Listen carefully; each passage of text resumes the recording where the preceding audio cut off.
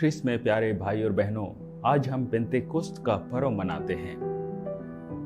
हम यह प्रश्न कर सकते हैं, पेंतेकोस्त का अर्थ क्या है?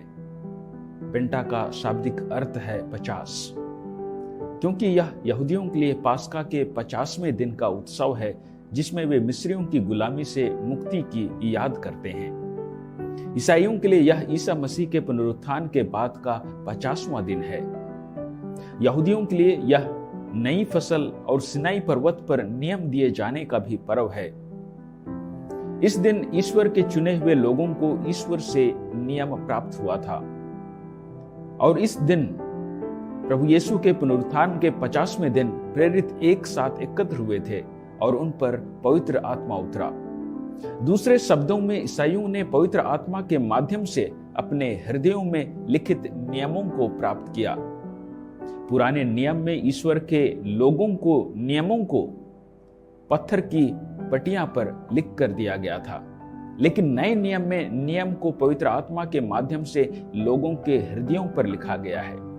इसलिए इजरायलियों के विपरीत, जो अपनी कठोरता के कारण ईश्वर की आज्ञाओं का उल्लंघन किए, हम अपने हृदय में लिखी व्यवस्था के कारण ईश्वर के प्रति आज्ञाकारी बन सकते हैं। हम प्रेम कर सकते हैं, क्षमा प्रदान कर सकते हैं और हमारे बीच शांति और सद्भाव स्थापित कर सकते हैं। संत यूहन्ना के सुसमाचार में पुनर्जीवित यीशु शिष्यों के सामने इस अभिवादन के साथ प्रकट होते हैं कि तुम्हें शांति मिले। वह उन पर पवित्र आत्मा फूंकते हैं, बिल्कुल वैसे ही जैसे जब सृष्टिकर्ता ने आदम में प्राण वायु फूंककर जीवन प्रदान किया था। इसके बाद यीशु शिष्यों को एक दूसरे के पापों को क्षमा करने के लिए कहते हैं। इससे यह स्पष्ट हो जाता है कि पवित्र आत्मा क्षमा और शांति लेकर आता है।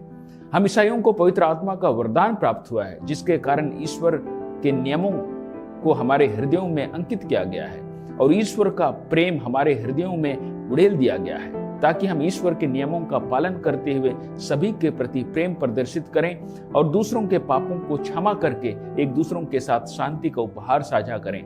और ऐसा करके हम अपने टूटे हुए रिश्तों में नए जीवन का संचार कर सकते हैं। तो आइए हम इस कृपा के लिए प्रार्थना करें। आमीन।